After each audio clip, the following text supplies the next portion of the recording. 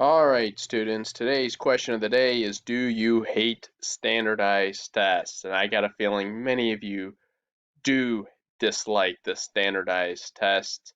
And hey, if there's one good thing that does come from this whole lockdown situation that we are in, you do not have to take the I Learn. So I bring that question up because today I wanted to talk to you guys about two different dynasties, one of which came up with this thing called standardization. And yes, that word is related to um, what you guys are gonna, or what you guys used to do at least in April and May. So, all right. So now I want to talk you guys through this, the lecture notes really quick here, and then we'll get into what you're gonna do for today. Okay. So, the first dynasty I wanted to bring up to you guys is the Qin Dynasty. The Qin Dynasty was led by this guy by the name of Shi Huangdi or Qin Huangdi.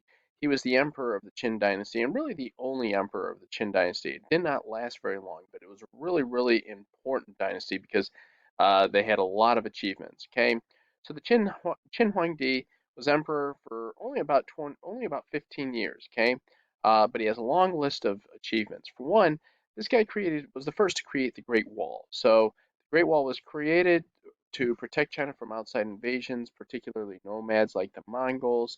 All right, now there's other Great Walls that were built after this, but they're the first ones to do this. Okay, so several walls built afterwards. The one you see in postcards and as a tourist trap over in China, that was created in the Ming Dynasty. So that's not actually the one that he created, but nonetheless, he's the first one to do this, and that's notable. All right. Now, another thing he's famous for is actually when he died, he was buried with 8,000 life-size clay soldiers. You've probably seen these. They're called the terracotta soldiers. Okay. Um, and none of those 8,000 terracotta soldiers were built, none of them actually look the exact same. So, a lot of effort into this. Probably the most important aspect of the Qin dynasty, though, is standardization. The emperor came up with basically a way of making sure that all the measurements were the same to help trade. He also came up with a way to kind of get currency united all throughout his empire, and also created writing symbols that would basically be created, or that were going to basically be uniform throughout China. So today you take standardized tests, or at least later on, perhaps next year, you will once again finally take a standardized test. And that idea of trying to unite people and get everyone on the same page can be very, very beneficial. Okay, and this guy did it in a way that had never really been seen before. And then the final thing is that this guy gave China its name, Qin. Okay, and this was much larger empire than the previous dynasties. And the vast majority, well, this dynasty doesn't take um, up all of modern day China. The majority of people in China today live in an area that would be within this dynasty's landmass. So this guy gave China its identity. This is what made China be known as China. Okay, they didn't call it China during the Zhou dynasty.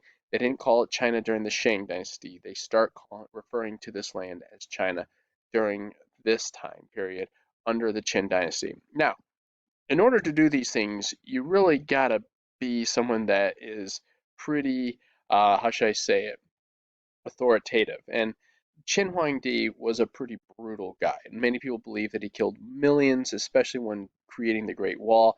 He enslaved millions as well. He was also terrible, actually, really oppressed Confucian scholars as well.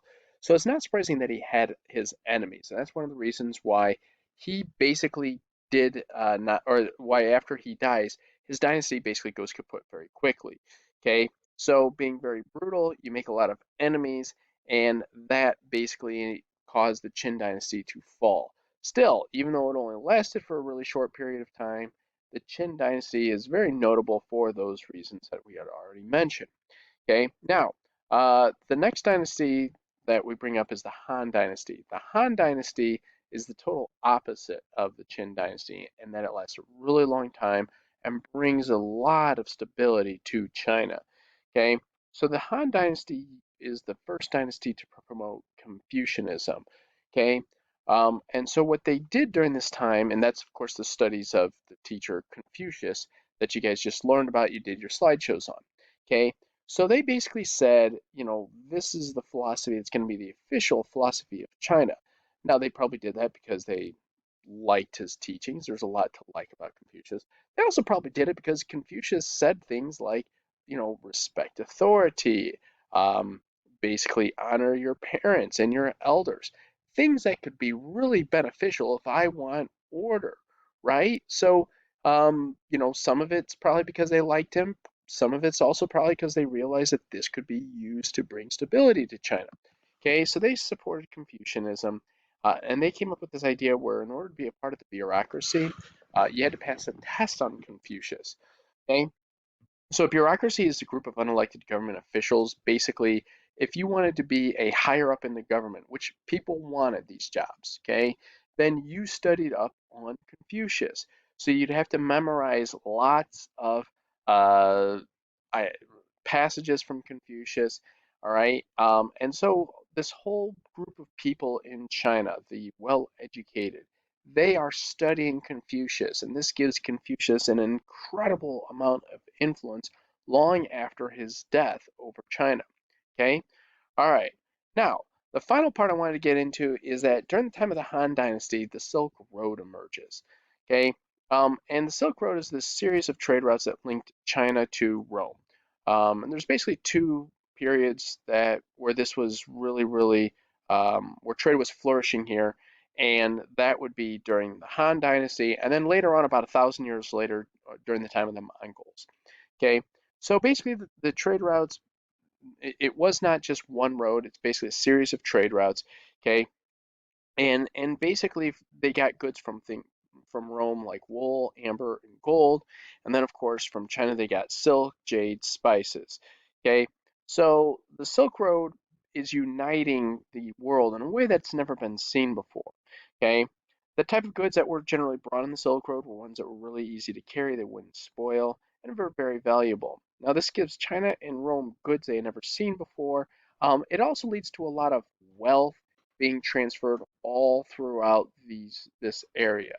Okay, so that's really important in that basically uh, there's just a flourishing economy during this time.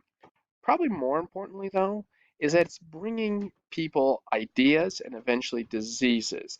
Okay, so things like Buddhism was largely spread through the Silk Road. Islam went to Central Asia because of the Silk Road. Okay, later on, woodblock printing, which basically became the basis of the printing press, that goes through the Silk Road. Gunpowder comes from the Silk Road. So, the goods are important, things like silk, gold, but what's more important probably are these ideas, the fact that basically people are getting ideas that they never seen before that are gonna change history. So, and then the other final thing that's also really important, and unfortunately we can relate to this all too well right now, diseases were transferred through the Silk Road. The bubonic plague traveled through the Silk Road, and eventually makes it to Europe. Now, this is not during the time of the Han Dynasty. This occurs later when the Mongols conquer this land and basically secure the Silk Road. Okay? All right. So now I do want to bring up one thing. A lot of times people think the Silk Road, that there's a bunch of Chinese people in Rome in the middle of the Colosseum trying to sell silk, like instead of hot dogs, or trying to like silk, silk, get your silk. That's not really how it usually works. In general, the people trading on the Silk Road traveled way more. I'm sorry, the goods traveled way more than the people. So people on the Silk Road, they might have traveled a few hundred miles between different trade ports. Very few people actually traveled the entire way. So I did want to, make sure that I clarified that. Okay. All right. So now here's what I'd like you to do. Okay. I want you to go to the agenda. All right. Um, and you can use the lecture notes which are linked here. They're not linked yet, but they will be. Okay. All right. So I want you to take an open note quiz on basically everything I just talked about. Then after that, I want you to watch this uh, link. It's the Mankind, the Story of All of Us series from the History Channel, and this watch it from the time that I have listed here. Okay. and that explains a little bit more about the Silk Road and do the questions there. Okay, and then when you're done with that, I want you to review the key terms because it's been a while, and do the Quizlet. And I want you to basically screenshot it and then insert the image as the answer to the question to the second question. Okay, that's over here. All right, so just to clarify, okay, you're going to take the quiz on this. You can go ahead and use your Google Slide notes. Then you're going to watch this. You're going to answer these questions. That'll be the first essay question. Actually, I'll just click on it right here. Okay, and then so you answer these questions while you're watching the movie, and then the second part, okay, you're going to go to the Quizlet link that's from the agenda. You're going to get a 100% on the matching. Okay, when you get 100%, screenshot it and then insert this in here. All right, and then you can go ahead and submit. Okay, all right. So go ahead and get to work and have a great day.